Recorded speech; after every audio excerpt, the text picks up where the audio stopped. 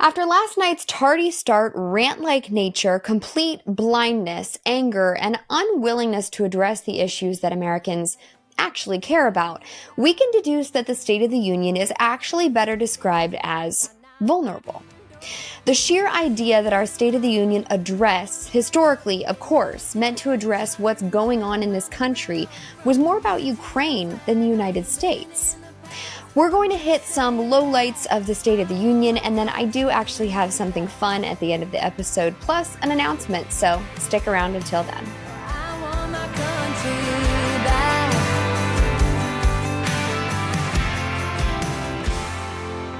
The falsehoods in this State of the Union are almost unbearable. The banter with the opposition, the public chastising of the Supreme Court, the fabric that the left acts like they're preserving is what they rip apart thread by thread. And they know it. They're not even hiding it. Let's start with Ukraine. Biden has really deceptively chosen Ronald Reagan as his pinnacle of foreign policy. His foreign strategy could not be more unlike Ronald Reagan's. He quoted and then followed up the statement with an Instagram post of the quote, of all things, about the wall, creating a very inconsistent argument for himself. Now my predecessor, a former Republican president, tells Putin, quote, "Do whatever the hell you want." As for the NATO situation, he quoted Trump saying, "Do whatever the hell you want," out of context. But here's the thing. A very important point about NATO is that America cannot be the police enforcement force of NATO. We cannot foot the bills. It really only benefits the countries who need the United States, and it is very expensive for us if they do not pay. As Biden's debt mounts, the save everybody for free strategy doesn't work. The number one issue for voters in this election cycle is, in fact, the economy. This Pew Research chart shows us that all the way up at the top is economic concerns. And might I also point out that the left's race baiting has landed that issue sorely at the bottom. And thank goodness. We might actually have the capacity for unity now that the Democrats see that that strategy does not work. But walk with me on this logic for a second, given the NATO argument Biden is trying to make. He's defending the idea of NATO, but he's not aligning himself solely with one of the United States' most valuable non-NATO allies, Israel, during a time of war. In fact, he's playing vanilla so hard that both sides see the flaw in it. The military alliance of democratic nations, created after World War II to prevent war and keep the peace. And today, we've made NATO stronger than ever.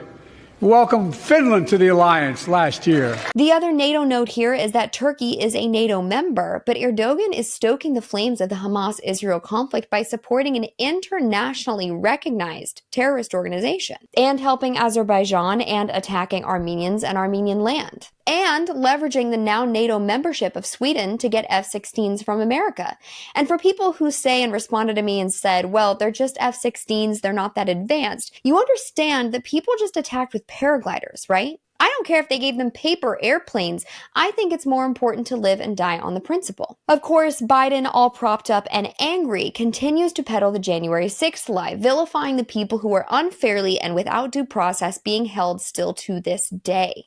History is watching, just like history watched 3 years ago on January 6th, when insurrectionists stormed this very Capitol and placed a dagger to the throat of American democracy. Many of you are here on that darkest of days. We all saw with our own eyes the insurrectionists were not patriots. They'd come to stop the peaceful transfer of power, to overturn the will of the people. Without this lie, they would lose the MAGA violence argument. And I believe that they do keep it up just in case, as it is, the Trump is a dictator argument falls apart.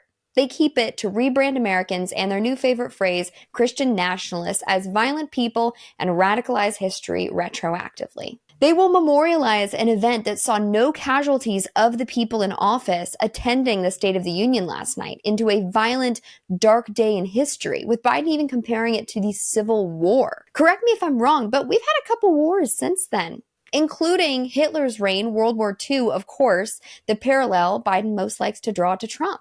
But truthfully, as I think we can all see, Biden himself is more like Hitler, isn't he? Now, let's watch Biden slap the Supreme Court on the wrist right in front of their face. My God, what freedom else would you take away? Look, it's a decision to overturn Roe v. Wade. The Supreme Court majority wrote the following, and with all due respect, justices, Women are not without electoral power. The anger over Roe v. Wade really just shows the complete lack of understanding of state issues versus federal issues. And that's just the thing. They don't care about the Constitution. On this show, we have been over why this is a state issue. This has been such a talking point for the left, when really the only matter of choice here should be the one that the state has the autonomy to make for its constituents. That's why there's 50 of them. Even Mrs. Cox, the woman Biden brought as an example for Texas abortion laws, I believe disproves his own point. She could go to another state. The detailed mechanics of this, I don't feel at liberty to debate, but the whole point is that she went to another state. If you, the American people, send me a Congress that supports the right to choose, I promise you, I'll restore Roe v. Wade as the law of the land again. That's not constitutional. Let's look at the quick hits, because this was so bad it's near impossible to go blow by blow. Removing poisonous lead pipes so every child can drink clean water without risk of brain damage. Really? Should we look at the year it took the president to visit Ohio when there was contamination and problems for the American people? Not one of you Republican buddies voted for it. We finally beat Big Pharma. And see, Biden brags about beating Big Pharma while the government collaborated with them to make them so rich. Their enforcement of vaccines, expulsion of military personnel who refused to get a vaccine, and it's important to remember here, the person who enforced the vaccine was Joe Biden. The person who threatened liberty, democracy, and autonomy of self was Joe Biden. The Trump administration had to deal with unprecedented times and come up with a solution. The Biden administration made it into profitable times for all of the wrong people. Thank goodness Bernie Sanders wore a mask. I'm a capitalist. If you want to make or can make a million or millions of bucks, that's great. Just pay your fair share in taxes. This was simply not good planning given the Hunter Biden circumstances. I mean, really, who decided that this was a good talking point? And the blunder of the evening, in my opinion, when it wasn't on the teleprompter or a priority in the speech or agenda, Biden couldn't even say the proper name of Laken Riley, the young woman who was killed by an illegal immigrant not even 1 month ago. Lincoln Riley, an innocent young woman who was killed by an illegal. That's right. Good thing Nancy has her priorities straight. Now, you should have said undocumented, but it's not a big thing, okay? What's the big thing about it? No, I actually wasn't even going to ask about that. And the comments on gun control and the attack on the NRA is absolutely out of hand. And make no mistake, when Biden says it has nothing to do with the Second Amendment, all I want you to hear are the words, shall not be infringed. After another shooting in Iowa recently, he said, when asked what to do about it, he said, just get over it. There's his quote, just get over it. And as if it couldn't get any more Orwellian, what I think is one of the lowest points of the whole ordeal, Gold Star father Steve Nakui, the father of a U.S. Marine killed during the 2021 Afghanistan withdrawal, was arrested and charged with a misdemeanor for yelling out Abby Gate during the address. You know, after checking his watch during the dignified transfer, now he puts one of the fathers in handcuffs. For what? For calling out the people responsible? What does that sound like to you?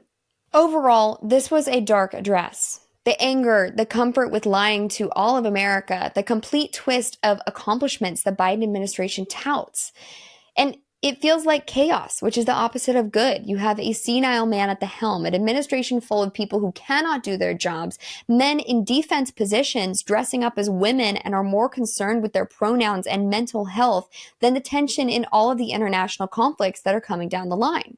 We are approaching a time where if people are closing their eyes, they will no longer be able to. If people are pretending that we still have the luxury of worrying about pronouns or identity or any of that, they will find themselves sorely mistaken. Now, I hear a lot of people say, what can I do to help this country? And then I also hear a lot of people say, well, they rigged the last election, so I'm just not going to vote. My vote doesn't count, etc. But I'm going to tell you that's how we lose. The margin is easy to overcome. This whole thing can be too big to rig, and that is the goal. Action is the only way at this point, which is why I'm launching an initiative that I'm calling Your Vote Counts, where people will be able to find resources on voting and also be encouraged to understand that not voting is a vote for Biden. America First is about getting back up, about being winners, and I've never once heard a winner just give up when the going gets tough. There are people putting their lives on hold and on the line to get this country back, and we have to get out and exercise our American privilege to vote in order to make that happen. More info to come on that very soon, but for now, I released the music video to my song Country Back, the 45-47 edition, exclusively on Truth Social and Rumble, and you can find the video on my channel, but just for fun, I thought that we'd show it here too. You can listen to the song anywhere you stream music, and if you want Country Back merch, you can find it at alexiswilkinsmerch.com.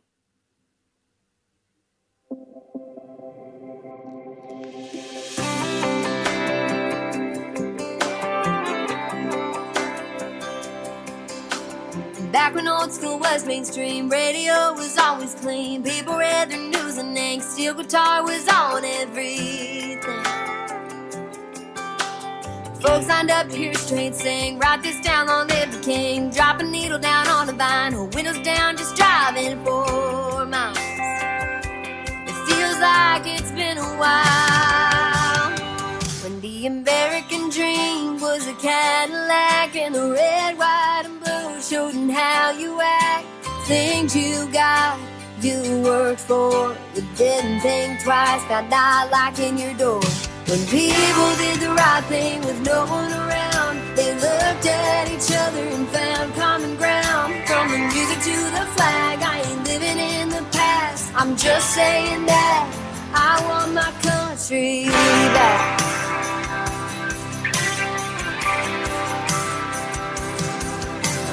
Little glory down on Main, everybody knows your first name. Friday night lights, football game, these days just don't feel the same. Sunday morning spent in church, taking things for what they're worth. Say your prayers, let them know. Send one up for the ones not coming home. The ones not coming home. And the American dream was a Cadillac and the red, white, and blue showed them how you act. Things you got, you worked for. You didn't think twice, got not locking your door. When people did the right thing with no one around, they looked at each other and found common ground. From the music to the flag, I ain't living in the past. I'm just saying that I want my country back. Yeah, I want my country back.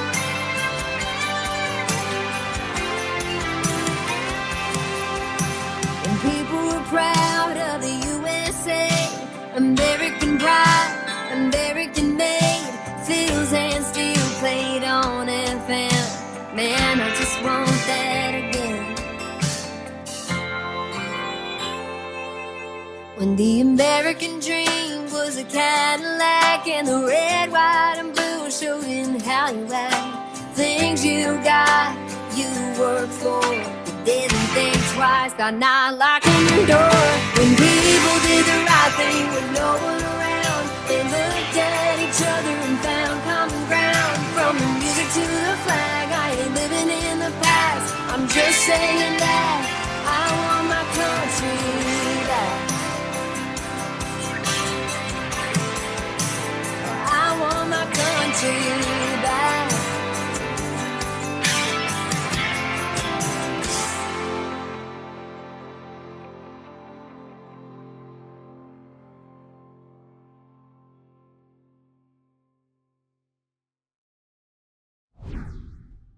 Thank you so much for joining me on this State of the Union version of the show. Your likes, comments, and subscriptions mean the world. I'm Alexis Wilkins. In times like these, please remember to do your own research, be good to one another, and remember, the truth is always somewhere between the headlines.